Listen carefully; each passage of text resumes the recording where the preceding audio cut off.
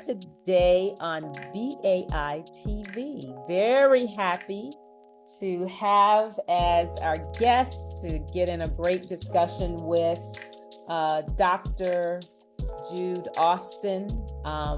He's talking with us as a part of a virtual health series that we're doing that supports a project that we have with the CDC. And Dr. Austin is an assistant professor, in the professional counseling program at the University of Mary Hardin Baylor.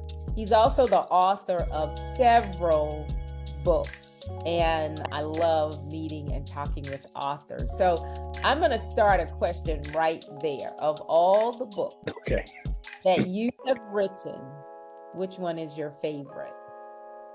Oh, my favorite. It's like picking your favorite kid. I don't know. I think probably right now, the newest book I've written with my co-writer and my twin brother, Dr. Julius Austin, called Doing Counseling. It is a practical guide to develop skills and style for counselors, for new counselors, counseling students who are in practicum and internship, or young professionals who just got out of graduate school and they're chasing licensure. And so this book, it is written it's published with the American Counseling Association, and it focuses a lot on how to actually do this. So it sums up all of the information that we get in graduate school, but it puts it in our own flavor and our culture and our style. And it's funny, we crack jokes, but it's a real practical guide on how to do this stuff. So we break down doing counseling. And that so far has been one of the funnest books to write with my brother, because we riff and play with each other, and half the time I'm writing just to make him laugh, and hopefully it resonates with other people, but it's kind of a love letter to like our trainers and all of the people who have influenced us. We put a lot of their stuff in there and give them credit, so it's been a fun book to write, and that should be published either in February or March by the American Counseling Association, and you can get it on Amazon, or you can get it on the ACS website. Fantastic. Well, you keep us posted when it's published, because we want to make sure we give you your props on our platform and share it as widely as we can. Well, let's just jump right in. We're going to talk about relationships, always, I think, a fun and magnificent topic. What really makes an intimate relationship healthy?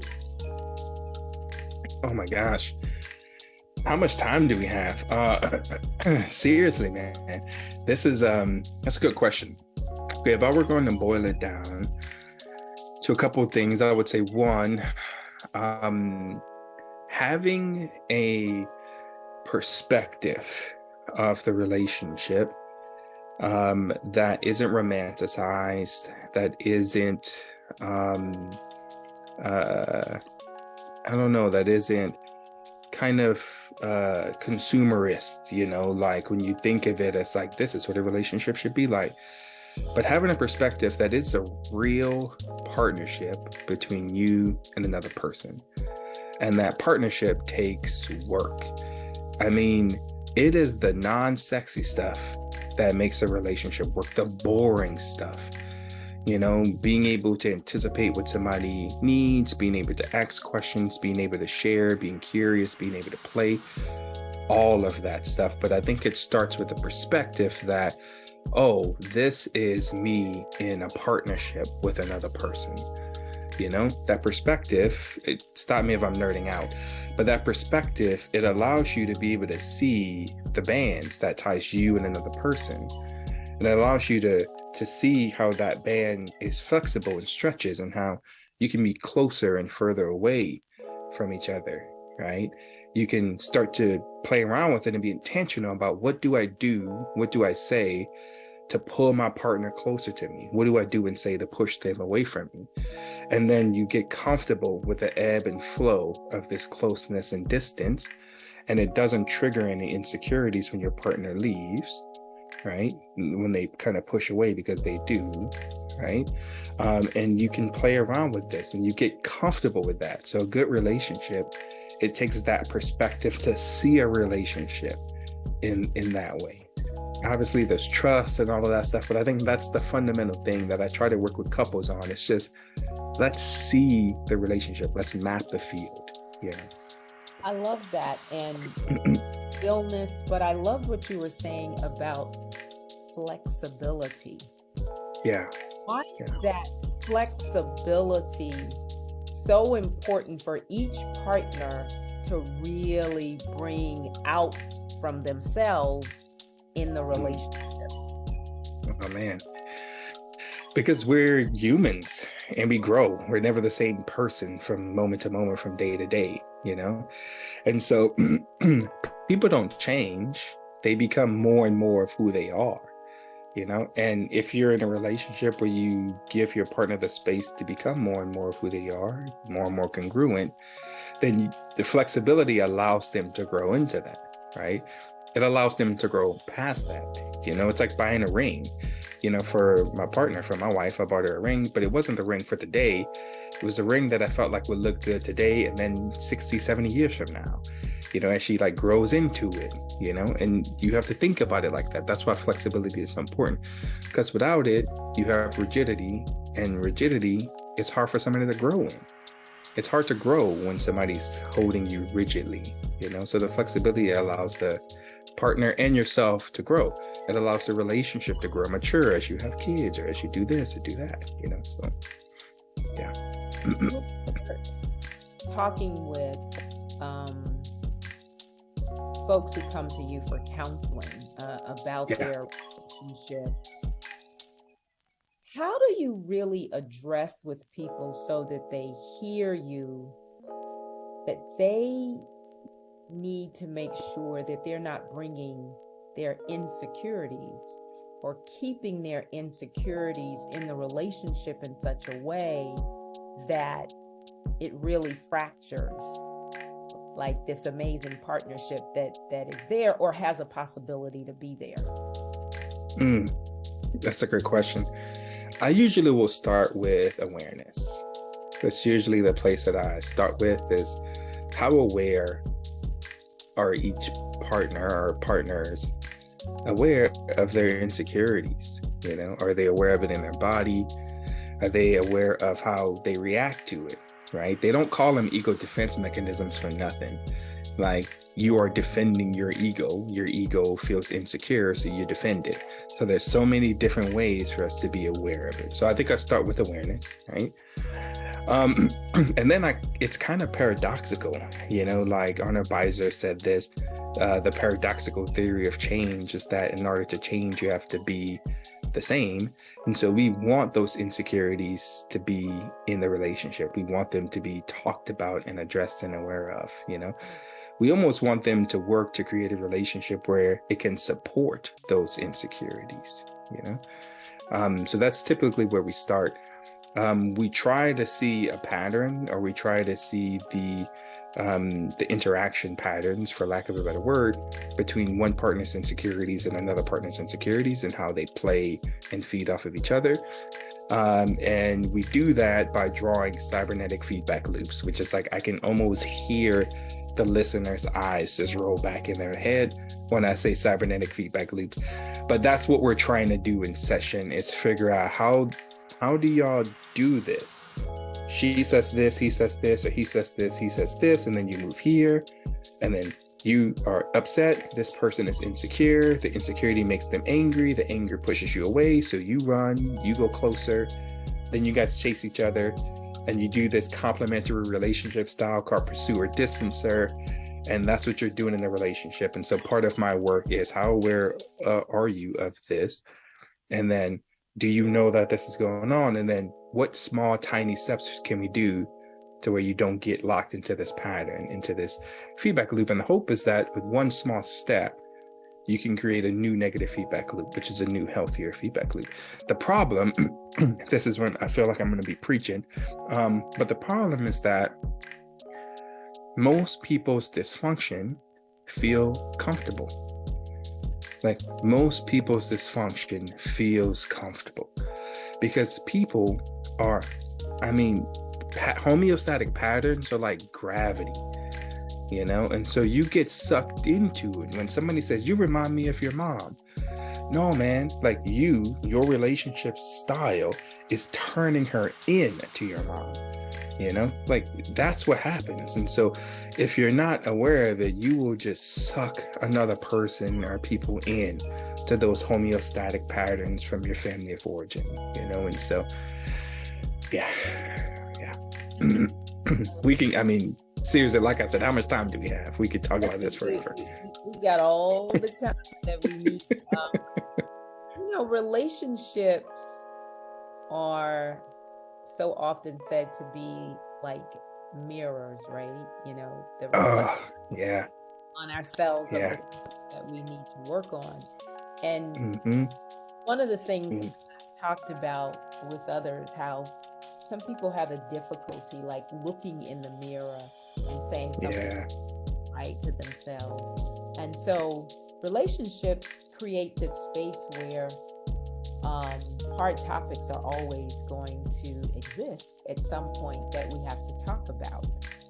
So when we think about health and we think about HIV and STIs, I think my first question is, how have you found that dealing with HIV or STIs really impact relationships? Oh, man. Yeah, from a theoretical perspective, but also like a practical perspective, it almost becomes an attachment figure, which sounds so nerdy when I'm saying it. I'm like, oh my gosh, I'm such a nerd. Think of it as like a triangle, right? It's like you are in a relationship with your partner, but then there's also HIV or an STI that's also in a relationship. And so it creates these triangles, right? You can have a harming triangle or you can have a healing triangle, right? It just totally depends on your perspective of it, right? People do this all the time, right? When you don't get what you need from your partner, you run out and try to find it somewhere else. That's a triangulation. That triangle can become hurtful.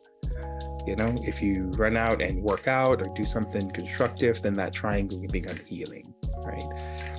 So HIV, STI, though it's the same thing. And so it totally depends on your relationship to that figure, and also how you help your partner relate to it as well.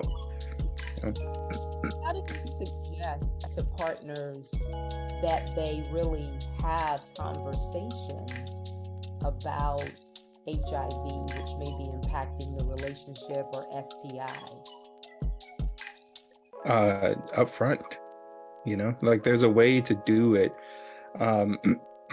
where it actually brings the partner closer to you. This goes back to the previous conversation we had about closeness and distance. If you know that this maybe will be a part of the relationship, or even if you're surprised by it, what you want to do is co-construct, co-create, build a relationship of trust, build a relationship where you can feel the closeness and the distance. You can play around with it and pull your partner closer to you, right? So when you have that conversation, the relationship has enough trust banked into it. It has enough, relational strength baked into it, to where those tough conversations won't disrupt the relationship, or it won't create a rupture in a relationship, right? But you also want to be mindful, right? And you can have these conversations like I've had with several clients, where when something happens, like you bring this up, you want to be mindful of, hey, I noticed when I said that, you kind of pulled away a little bit. Like, was there something about the way I said it or how I said it, right? And you want to practice it, right? You want to be able to start, you feel your partner go away, and this is before you even have that conversation, right? You want to be able to see your partner move away and then say things to bring them back. What's the pattern in that? That's not manipulative. What's the pattern? And how do you push them away? And so when you're having those tough conversations, you can say, oh, I noticed you stepped away, or you pushed back, or felt some distance, or I've been feeling distance ever since we had this conversation. Can we talk about that distance, right? And so when I say up front, I mean you got to have the conversation, but you can do it in a way that actually brings you closer to your partner. Yeah. So how really do multiple partners, and say multiple sexual partners, Yeah. impact relationship dynamics? It's huge. It's huge. I mean, divorce rates are high. I start there, but relationships ending with multiple partners, the statistics are not great. And so going into those relationships knowing that, okay, hey, this is going to be tough, right, can help you start to prevent some of those issues. The big issues are behind trust, behind congruency, right? Because you have, like, let's say if it's three partners, you have a triangle already, right? And so that triangle can be hurtful or healing, right? Now let's say it's like you, one partner, another partner, you guys are in a triangle. Now you have work, right? Work, and then your family. So now that's a double triangle, right? And imagine that you have a bunch of hooks on a bunch of bungee cords, right, attached to your belt buckle, right? Depending on the relationship, it can be a close bungee cord. If you're feeling distant from a person, it can be a longer bungee cord, right? Now, man, as work pulls on you, it also pulls the other things that's attached to you, and they feel that pull, and it can be disorienting. It can be very disorienting. Some people may experience that disorientation as abandonment. And so you have to be mindful of all of that. And so that's why it's so complicated to make these relationships work. Not impossible, but it's very complicated to make these relationships work because of the struggle, the push and pull, of the relationships. I mean, seriously, like trying to get people to have this perspective of relationships, not so much that you can't be romantic, but you got to think about this stuff. I mean, literally, like you're in a relationship, like you're pulling and pushing on people, and there's certain things about you that makes people push away from you, makes people want to come close to you constantly. So you have to be aware of that stuff. And so if you're in a multiple partner relationship, if you and another partner, or if you have kids and there's maybe two kids running around, and all of this stuff will push and pull on the relationship. So you have to be mindful of that and do things intentionally to pull your partner or partners closer to you. Even when you have conversations about HIV, STI, when you have conversations about cheating, when you have conversations about trauma, when you have all of that stuff. Yeah. We live in this society and culture trends. And I'm wondering if you have seen like trends that flow in and out of relationships. Some of them might be positive, some of them might be negative. And if so, what do you think that comes from? These sort of trends that come and go in relationships, or maybe come and stay. Is there a particular trend that you have in mind? No, when you were talking about and answering that last question, it just sort of came up for me because I think where sometimes it feels like in this space where more and more people are comfortable being so uninhibited, right? Let's just put whatever I want to share all out there. And I don't think it's any different than if we're talking fashion, or if we're talking how we see being in a relationship. Now, I could be wrong, but no, I think like the trend that I've noticed that came to mind when you said that was maybe this I don't know if it's a trend so much as maybe a result of the culture that we're in, just this sense of carelessness about how our actions impact other people, how unbelievably resourceful and how unbelievably gritty people can be, there's still little T traumas that somebody said to you one time when you dated them once. You never saw them again, but they said one thing in the date that sticks with you and impacts your identity. Like that stuff happens all the time, and so there's a level of carefulness people need to have with each other's hearts and souls and minds that I think are missing, and I think that's probably a reflection of culture and how sometimes culture we can seem like nobody cares, and so I would imagine that that's probably where that comes from, probably anecdotally. But I know in my work with couples, I'm always like shocked. I guess not shocked so much now, maybe more disappointed when I'm hearing things and I'm like, man, you didn't think that that would hurt? Like, I mean, just on a human level, like you didn't think that that would hurt forever. Like this is gonna hurt her or him or them forever and ever. Like people maybe don't recognize the power that they have when somebody says, yeah, I want to be with you, so I think that's the trend that I'm noticing, and that probably speaks to the boundaries that people have, the lack of boundaries and things like that. But yeah, it's tough. Yeah, no doubt. Do you get to talk with a lot of your clients around open relationships and how you can be in an open relationship and create a place for healthiness and be successful at being in a healthy open relationship?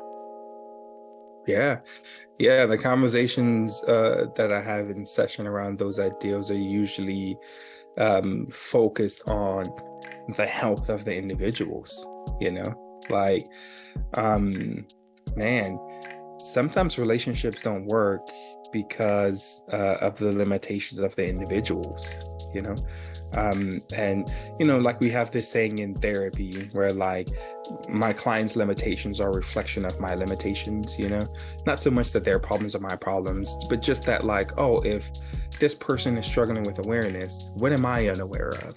The same thing can happen in a relationship, and so oftentimes the person with the most power will influence the relationship in that way. And so if you're in an open relationship, it totally depends on the people in the relationship and the health of those people in the relationship, because oftentimes than not, somebody with more pain or trauma will need more control or more say, and they'll have more influence, and that sways the relationship, and so I've seen in my work that those relationships are most successful when the individuals are healthy.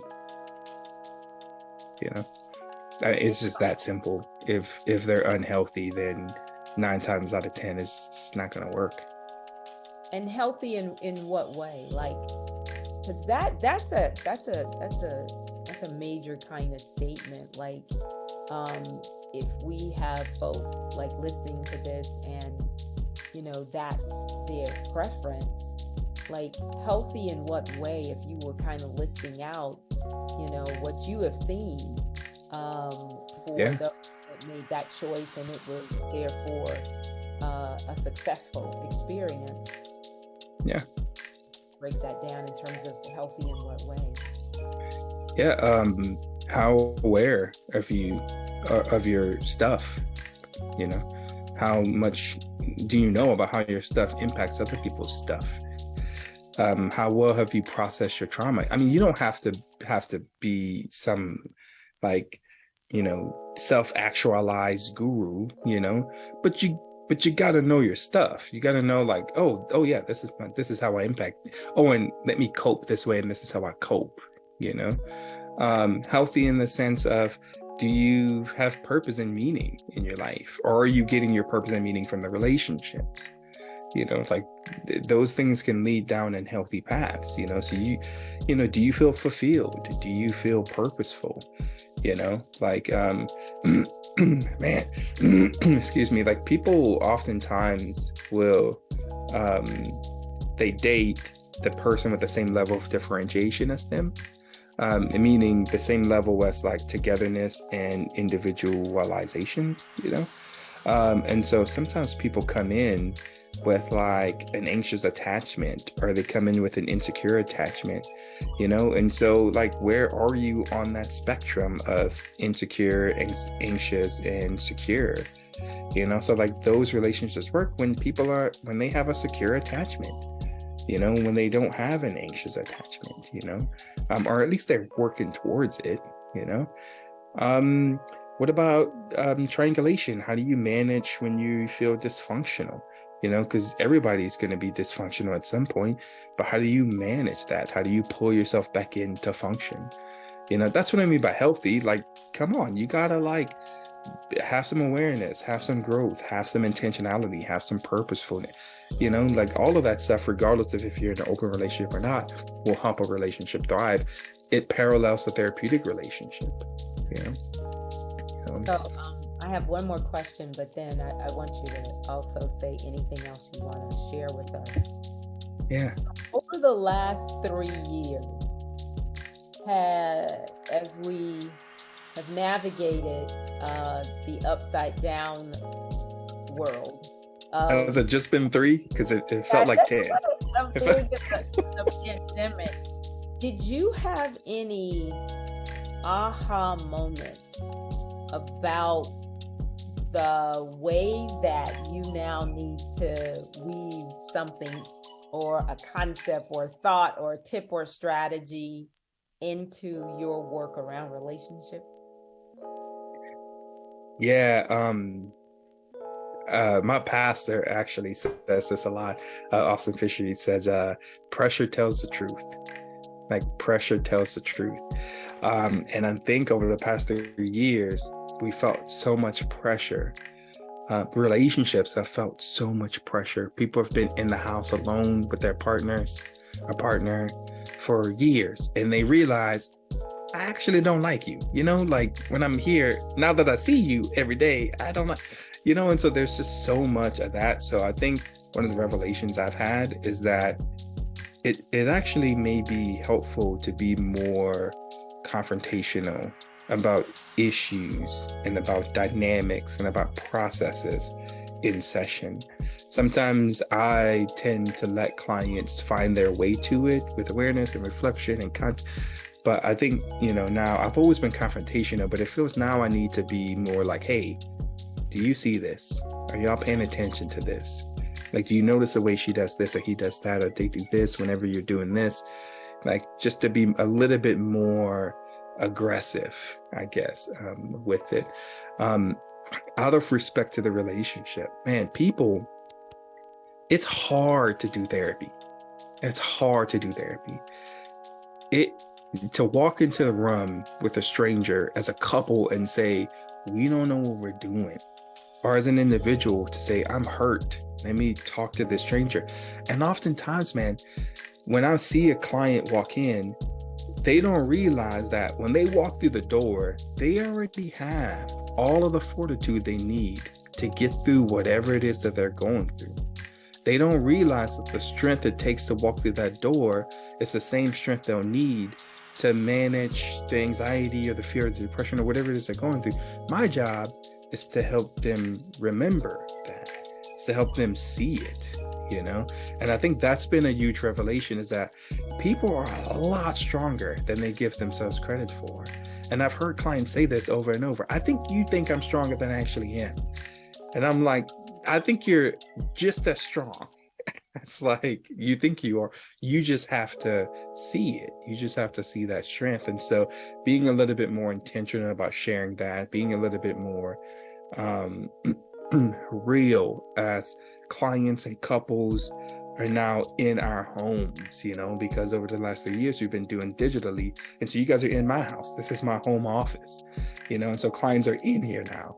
When my kids are here, they're screaming over there, like in the living room, and you can hear them, and so they see that. Clients see us a little bit more.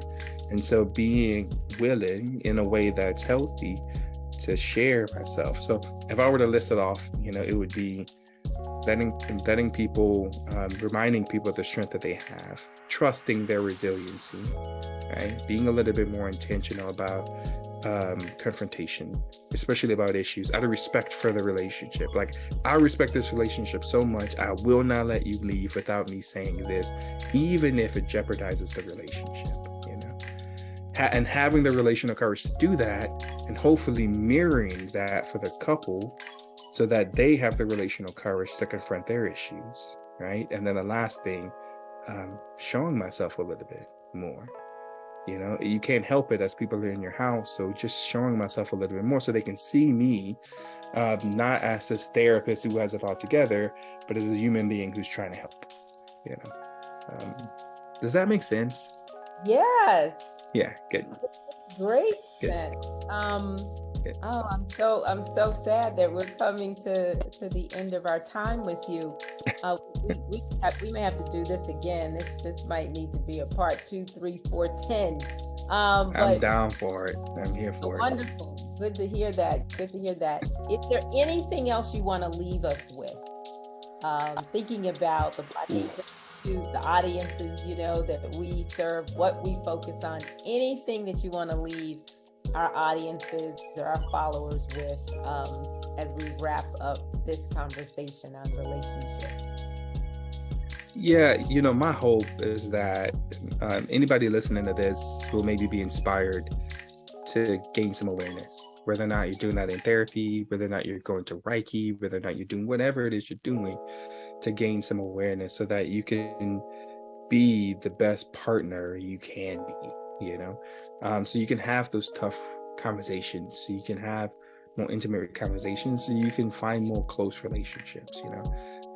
That's my hope, recognizing how important it is that somebody's entrusting their heart to you, their relationship to you, and being mindful of that as you are trying to be a healthier partner for yourself and for your partners.